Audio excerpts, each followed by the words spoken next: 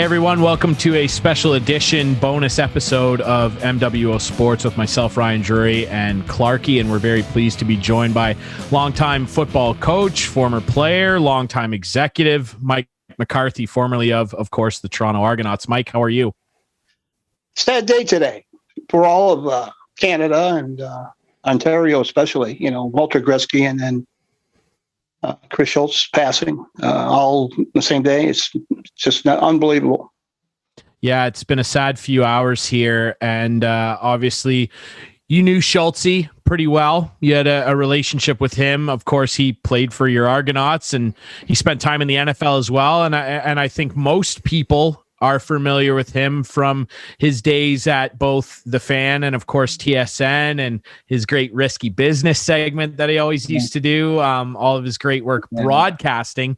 But this guy was a heck of a player too, Mike. Just talk a bit about your first experiences meeting Schultzy, what type of player he was, but bigger than that, the type of man that he was away from the field. Actually, I go back a little farther.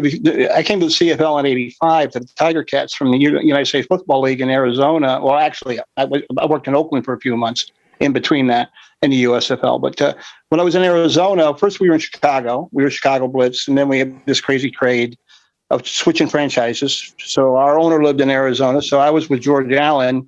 And after the '83 season, we moved our entire operation to Arizona. But we had territorial teams, so each franchise within their state and within their geographic area would have you would have 5 territorial teams that you would have the exclusive rights to those players. Okay, kind of like the territorial thing in the CFL with junior players and things like that. Probably where the idea came from. Well, anyways, Chris was at University of Arizona then. He had played at Arizona, I think, from maybe 80 or 79, 80, 81. So 82, we were going through all the video of all the teams, all the other teams, territorial teams. And Chris was a player that stood out at University of Arizona. He played left tackle for Arizona. And so the territorial teams could have a draft of up to 25 players from those 5 territorial teams. So Chris was one of those players who was taken by the Arizona Wranglers, okay? And but he ended up getting drafted in the NFL and went to the Cowboys instead of going to the Wranglers.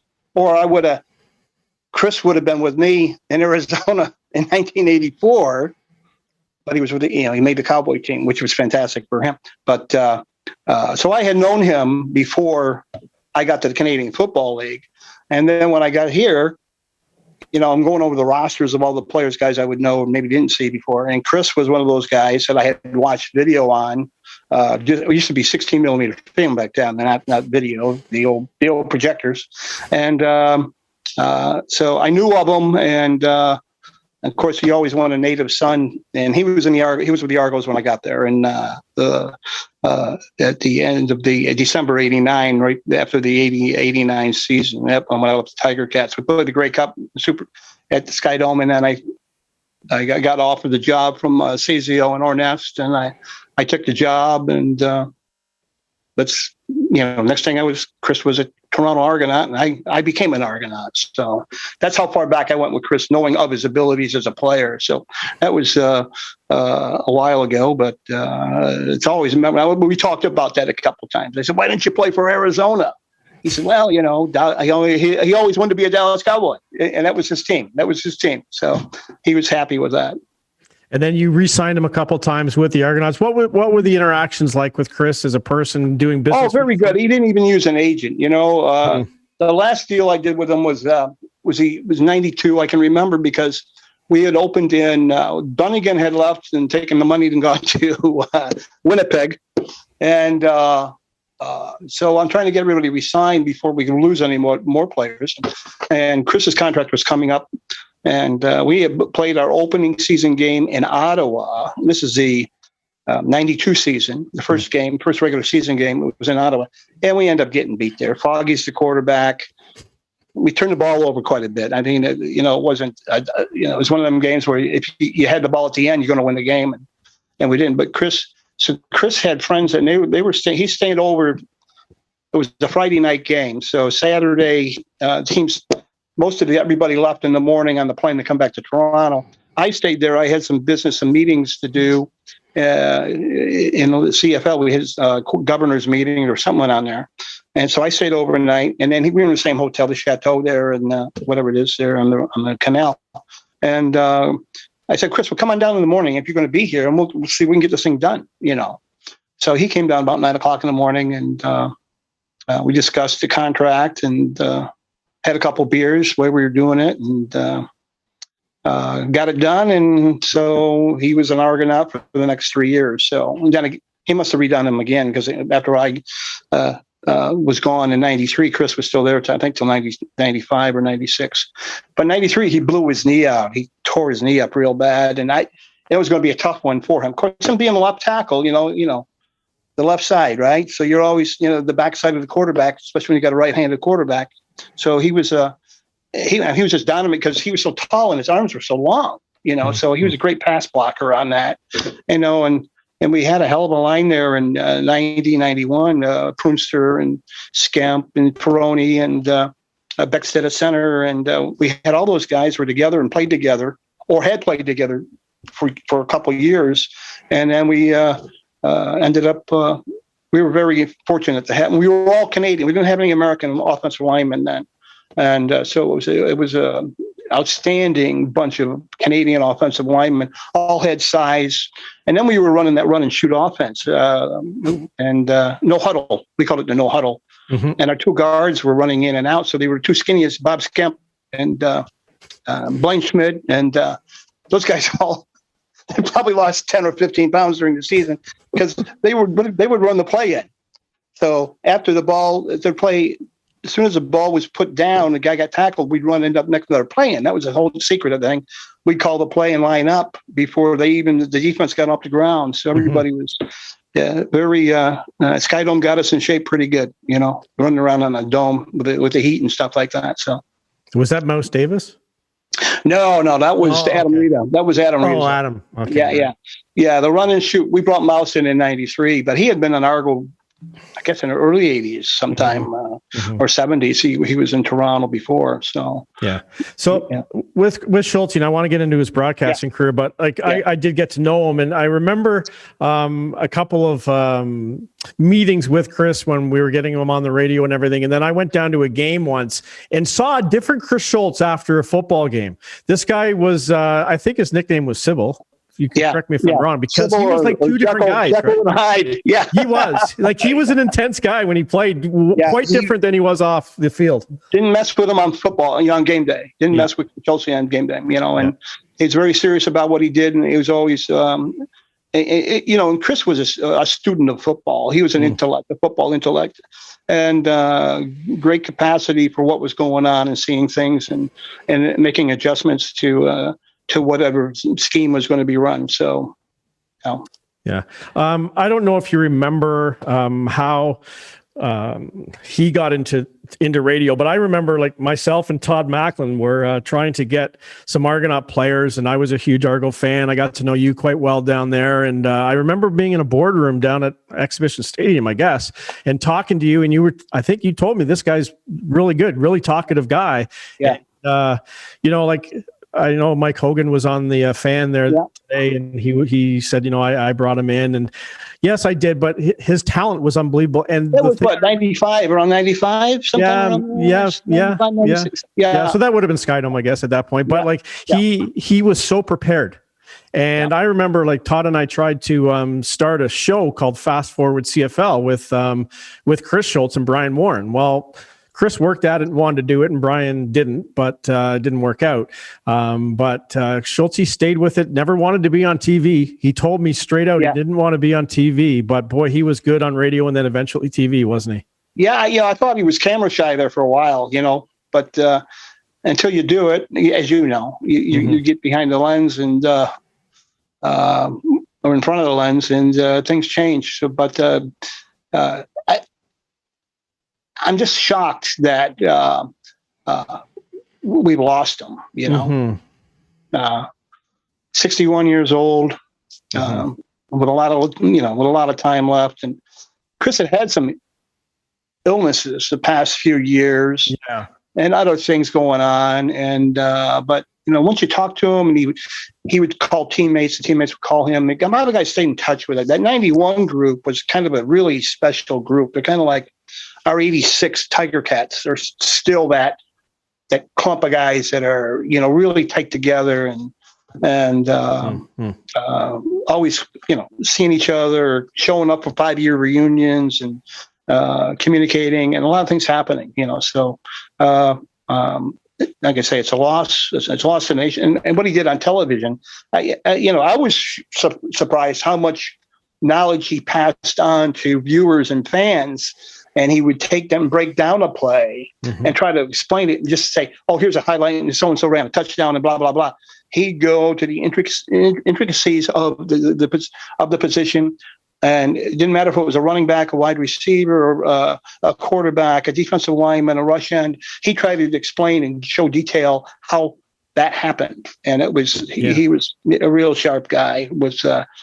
And probably could have been a coordinator. I mean, he never got in. I know he coached the young kids, in Burlington and stuff like that, and, the Burlington Stampeders and things like that. He was involved in all that, but it just it shakes you up, doesn't it? Like it really shook me up when I heard this. Words are hard to just without getting emotional about it. I know. Like I said, we've lost so many people, and then Walter. I had some good stories with Walter back in the, with Wayne and McDowell and John Candy had the team, but and Walter, I can remember we were flying out to LA for a hockey game. It was after football season, and I was on the plane with Walter and John. We were in first class, but Walter doesn't like to fly. He didn't like to fly, so he says, "Mike, can I sit next to you?" I said, "Yeah." He says, "I might have to hold on to you every once in a while." I said, "Okay." So as that plane, they got the engines rubbed up to get ready to take off.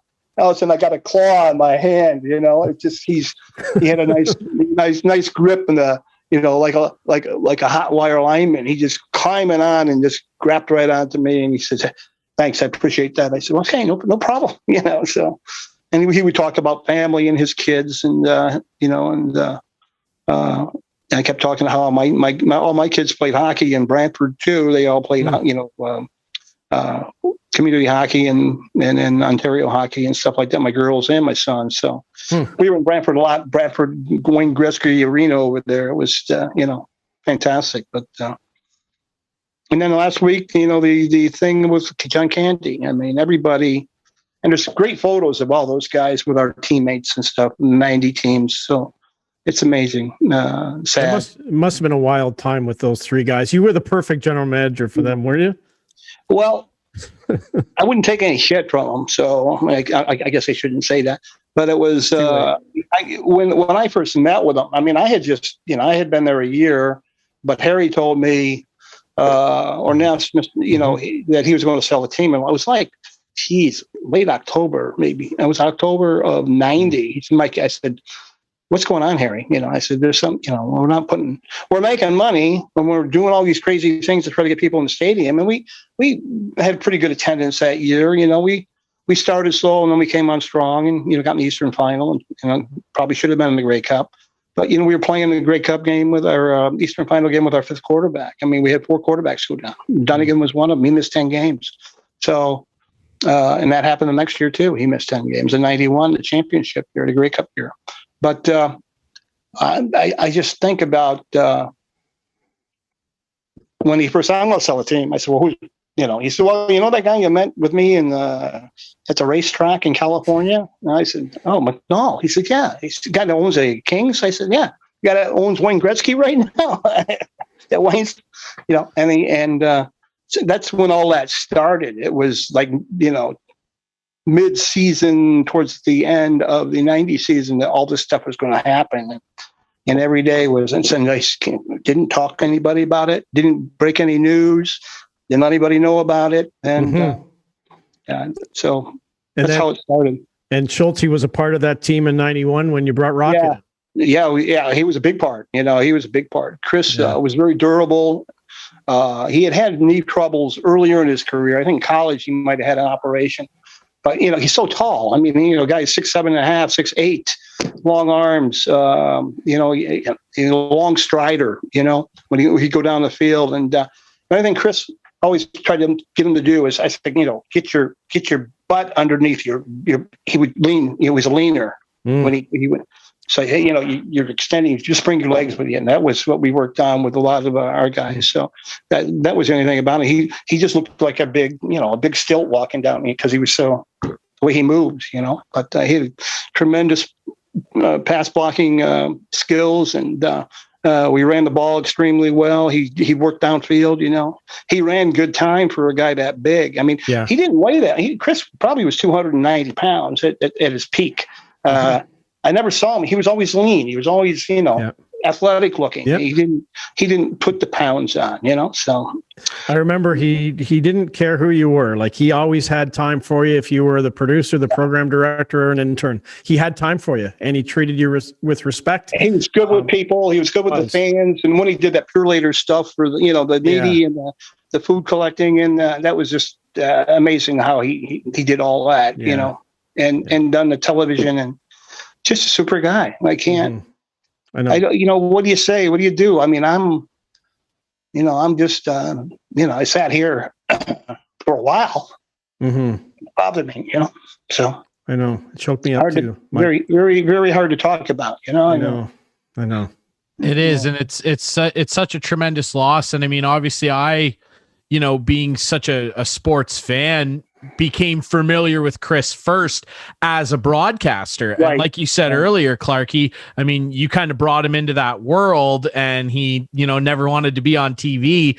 You certainly could never tell that, because I became familiar with him, of course, in his TSN days, and he was doing that great bit that he always did called Risky Business. It was my favorite football bit. It was the best. And he was on that panel, that TSN CFL panel with guys like Dunnigan and, of course, Rod Smith, who tweeted out some nice stories today as well. And just, so many people tweeting about the guy and sharing stories. It's rare that you have an athlete that has that big of an impact on the field of play and away from the field of play in another profession, but then just also being such a great friend to so many people, guys. Yeah, the biggest thing about it was, when he went from player to broadcaster, and of course, all the young Canadians, in the last 10, 15 years, saw Chris as a broadcaster, not as a football player. So when people say, when he starts talking about, down blocks and, pass protection skills and moving your feet and bending your knees and exploding on contact and all that. And, the younger generation didn't realize what a great player he was. Mm-hmm. The only thing that I was disappointed is with a lot of those guys was all-star teams. He was only a two-time all-star. I said, well, I think I should have been an all-star every year, but they'd always go with whoever won the championship game. That's how they usually picked offensive linemen. I mean, it was like, okay, the team's 15 and 3. Well, we got to have some of their linemen on the all-star team. And so it wasn't always fair with how those guys voted. It was as good as your team was as good as your players were. And that's how all-star teams were picked. It wasn't down to your skill, abilities, and how you did what you did, and you did extremely well. But we got awarded things for just being on a good football team. So it's always been different. Well, it's been a difficult last day here in Canada, obviously, like you said, losing Walter Gretzky, and of course, your good friend, you and Clarkey's Chris Schultz, and a friend to so many people. And you guys are right. Yeah, he was meticulous. He was unbelievable as an analyst. He was a legendary player. And, despite only being a two-time All-Star, Mike, he was an All-Star no matter what he did. And that's right. He will be sorely missed, him and Walter both. Mike, we can't thank you enough for joining us and doing this. We really appreciate it. I appreciate you contacting me. It's wish I had more to say, but